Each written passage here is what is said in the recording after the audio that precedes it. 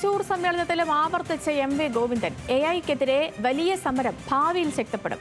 AI ഉപയോഗിക്കുമ്പോൾ കുത്തക മൂലധനം കൂടുമെന്നും കുറെ ആളുകളുടെ തൊഴിൽ നഷ്ടമാകുമെന്നും എം.വി. ഗോവിന്ദൻ പറഞ്ഞു. കുത്തകകളുടെ ഉൽപാദിക്ക് കരുത്ത് പകരുന്നതാകും എ.ഐ എന്നും CPIM സംസ്ഥാന സെക്രട്ടറി അഭിപ്രായപ്പെട്ടു. വാക്കുകളിലേക്ക്.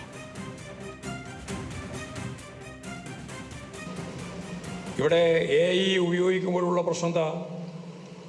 കുത്തക മുതലാളിത്തത്തിൻ്റെ ലാഭം, നേരത്തെ പറഞ്ഞ മിച്ചമൂല്യ വിഹിതം വലിയ രീതിയിൽ കൂടാൻ പോവുകയും അവർ തന്നെ പറയുന്നത് പോലെ 10-60% ആളുകളുടെ തൊഴിൽ നഷ്ടപ്പെടാനിടയാവുകയും ചെയ്യുന്ന ഒരു സാഹചര്യം ലോകത്ത് വളർന്നു വന്നാൽ വളരെ വ്യക്തമായിട്ട് ചൂണ്ടിക്കാണിക്കാനുള്ളത്, ഈ ശാസ്ത്രത്തെ ഞാൻ നേരത്തെ പറഞ്ഞതുപോലെ ഉൽപാദനോപാധികളുടെ ഉടമസ്ഥാവകാശം, ഈ ശാസ്ത്രത്തിൻ്റെ ഭാഗമായിട്ട് രൂപം കൊള്ളുന്ന ഉൽപാദനോപാധികളെല്ലാം ഈ കോർപ്പറേറ്റുകളുടെയും മുതലാളിമാരുടെയും കയ്യിലെത്തുന്നിടത്തോളം കാലം ഈ പ്രതിസന്ധി കൂടുകയാണ് ചെയ്യുക.